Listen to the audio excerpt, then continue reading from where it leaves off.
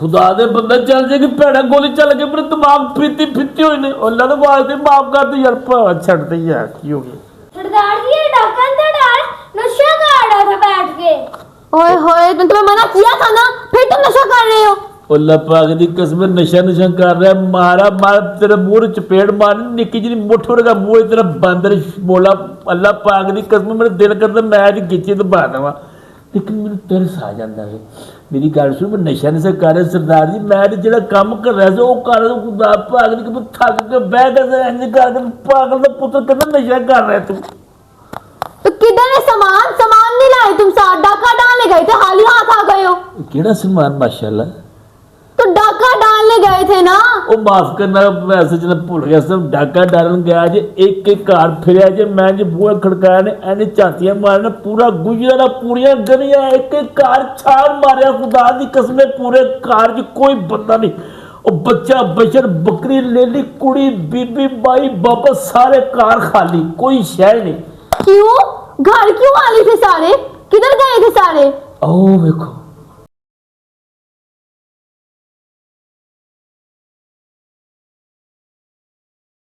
ये सारे यहाँ जमा होके क्या कर रहे हैं? ये पेट्रोल पवारा जी 10:84 वो माफ करना 84 तो होंगे नहीं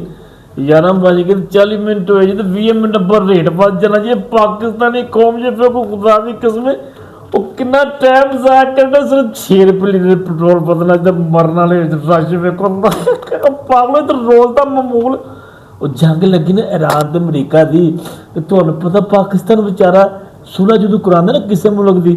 तो फसदा पी महंगाई इत्थे पेट्रोल इत्थे बढ़ गया बिजली बढ़ गई हर चीज़ का रेट बढ़ गया बुरे बंग लाकडाउन इत्थे लगे जी खुदा पाक दी कसम 8 बजे मार्केट बंद करवा देंगे जी वो बेचारे मजदूर जोड़े है मिडल क्लास लोग सरदार जी की कर असल डाकू तो खुदा पाक दी कसम मेरा दिल करता मैं अपने आप बना कर मारना देखो तुसी 8 बजे मार्केट बंद वो की करे बंदा वो तो सिर ते ईद आई जे बेचारे मजदूर है ना यार 10 बजे तक दुकान खोलना की होएगा पर नहीं कोई मासा भी ख्याल नहीं हो गया इन्होंने। छोड़ो सब कुछ, जहाँ जाते हैं जाने दो सबको। घर तो खाली थे ना सबके तो लूट लाते सामान अंदर से। ओ सरदार जी मैं पागल तो नहीं होगा मैं भी यही प्लान है जिसके घर बड़ा एक शहर चुक लाया टीवी भी चुक लाया फ्रिज भी चुक लाया ओवन भी लाया मंजी भी लाया पीड़ा भी लाया LCD लाया हर शह लाया सारे घर खाली ने पर भेड़े सरदार साहब वो किसी घर कोई शह नहीं बिल्कुल भी यारो मददगार खाली मकान भेज समझ आती है खुद तो पेट्रोल लेने गए हैं सामान भी अपना साथ ही ले गए हैं। उन्हें सामान नाल लीजे लैके केड़ी घर तुहानू समझावा सरदार जी पाकिस्तान है की करते पियो गुजरा वाला मैट्रो नहीं बन रही देखो मैट्रो ने बड़ा जलील किया पहला तो मेरी गल सुनो एड़ा मैट्रो से ना इन्हें कहा जी 1 साल का प्रोजैक्ट जो 6 महीने हो गए जी